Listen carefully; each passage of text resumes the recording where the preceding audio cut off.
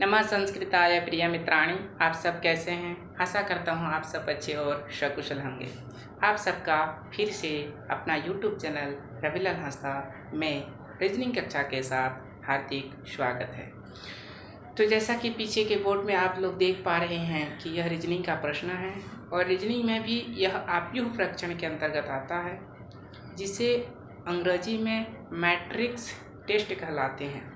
और इस प्रकार के प्रश्न विशेषकर एसएससी के एग्ज़ाम में आते हैं, एंट्रेंस एग्ज़ाम होती हैं, उनमें इस प्रकार के प्रश्न पूछे जाते हैं। और देखने में ऐसा लगता है कि यह प्रश्न हमसे बनेगा नहीं, यह बहुत ही ताना बाना वाला प्रश्न है।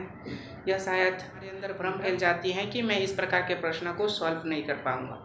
तो आइए मेरे साथ बने रहिए इस वीडियो पे। मैं आपको सिखाऊंगा कि इस प्रकार के प्रश्नों का हल कैसे किया जाता है और बहुत ही सरल तरीक़ा से। तो सबसे पहले आप सबसे निवेदन है कि यदि आप पहली बार मेरे YouTube चैनल पे आ रहे हैं तो लाइक, शेयर और सब्सक्राइब जरूर करें, क्योंकि इस चैनल प्रकार के कंटेंट पर मैं वीडियो बनाता रहूँगा। आइए चलते हैं विषय वस्तु की ओर। तो विषय वस्तु इस प्रकार है, दो आपको अव्यूह दिया रहेगा, दो अव्यूह यानी अव्यूह 1 और अव्यूह 2। जैसा आप देख पा रहे हैं, ये है अव्यूह 1 यहाँ से इधर का, और ये है अव्यूह 2। तो इस अव्यूह 1 और अव्यूह 2 के वर्ड दिया रहेगा और उस वर्ड का आपको संख्या दर्शाना होगा। तो हमारा जो वर्ड दिया हुआ है वो है CART। क्या है? CART। और उसके मतानुसार यहाँ 4 विकल्प दिया गया है, जिनमें इन चारों में से कोई एक प्रश्न यानी एक उत्तर, एक विकल्प सही होगा। तो इसको हल करने का एक बहुत ही आसान तरीका है। इसमें क्या करते हैं, जैसे यहाँ दिया हुआ ये जगह खाली रहेगा और यहाँ का भी ये जगह खाली रहेगा। उसके बाद वाली संख्या से क्या होगा, 0 1 2 3 4। नीचे भी वैसा होगा, 0 1 2 3 4। ठीक वैसा ही यहाँ रहेगा, ये जगह खाली 5 6 7 8 9। नीचे भी 5 6 7 8 9।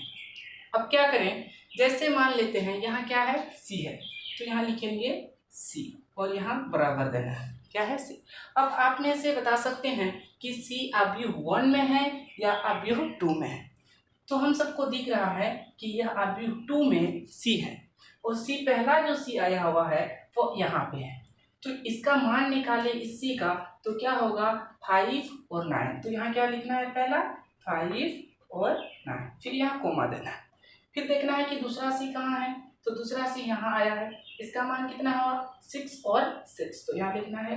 अब देखना है तीसरा C कहाँ है, तो यहाँ हमारा C है ये, तो क्या लिखेंगे, 7 और 7 यानी 77। ठीक। चौथा C है हमारा यहाँ, तो 8 और 8 यानी 88। पांचवा C हमारा है यहाँ पे, यानी 9 और 5 यानी 95। C के बाद दूसरा क्या है, A, तो यहाँ लिखेंगे A।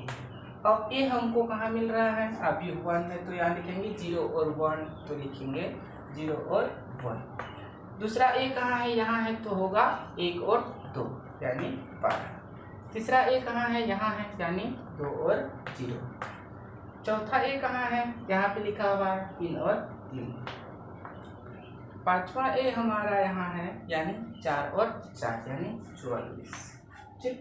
इसके बाद है हमारा CAR, तो यहाँ लिखेंगे R। तो R का मान कितना है, तो इधर देखेंगे R का मान कितना लिखा हुआ है, यहाँ है R, तो R होगा 0 और 2 यानी 0 और 2। दूसरा R है यहाँ पे, तो होगा 1 और 4, 1 और 4। तीसरा R जो होगा हमारा, वो होगा यहाँ पे, यानी 2 और 3 यानी 2 और 3। और चौथा जो R होगा हमारा यहाँ है, यानी 3 और 1 यानी 3 और 1। और इसके बाद चौथा R यहाँ है, यानी 4 और 0 यानी ये हो जाएगा। तो ठीक उसी प्रकार से T का निकाल लेंगे, 58 67 75 86 और 99। अब यहाँ देखना है कि इन विकल्पों में से इनमें कौन सा सही होगा। क्योंकि हमारे पास एक ही वर्ड दिया हुआ था, वो है CART, जिनमें 4 डिजिट था। तो इन 4 डिजिट में यहाँ 4 ही ऑप्शन दिया हुआ है, 4 ऑप्शन को दिया हुआ है और चारों ऑप्शनों में 4 ही ऑप्शन है। यानी जैसे यहाँ 65 है, A का मान 33 है और R का मान 40 है और T का मान 86 है। यानी यहाँ जैसे एक मान लेते हैं, यहाँ C है, तो C का कितना ऑप्शन आया है, 1 2 3 4 5 6, यानी सॉरी कितने 1 2 3 4 5 यानी 1 2 3 4 5 यानी सी का 5 गो है तो 5 में से 5 नहीं होंगे बल्कि उन 5 में से एक होगा और उन एक भी जो होगा ना वो इन 4 ऑप्शनों में से पहला वाला जो ऑप्शन होगा वो सी का मान होगा। यानी यहाँ पे 5 गो निकला है सी का तो उन 5 डिजिट यानी 5 संख्या नहीं होंगे बल्कि एक ही संख्या होगा।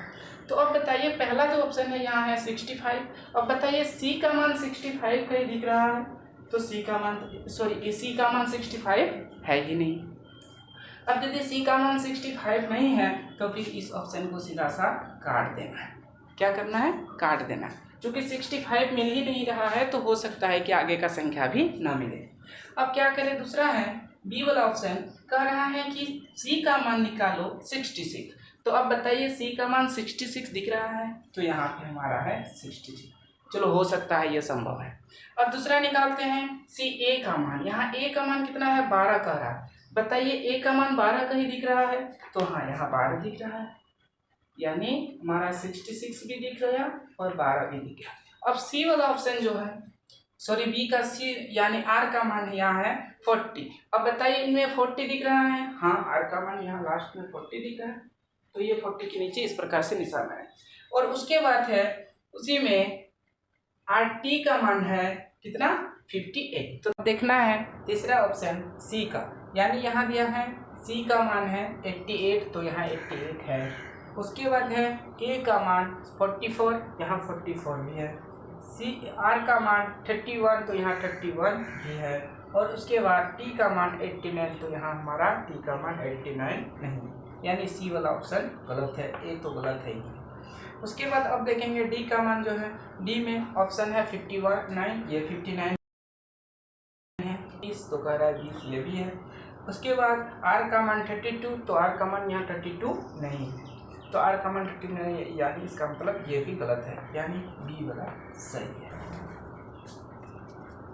तो इस प्रकार से अब हम लोग देखेंगे कि इन 4 विकल्पों में से पहला वाला यानी दूसरा वाला यानी ये वाला 66 इस पे घेरा लगाना है। दूसरा 12 ये 12 यहाँ सही है। उसके बाद ये 40 निकला था तो ये 40 पे ठीक सही करना है।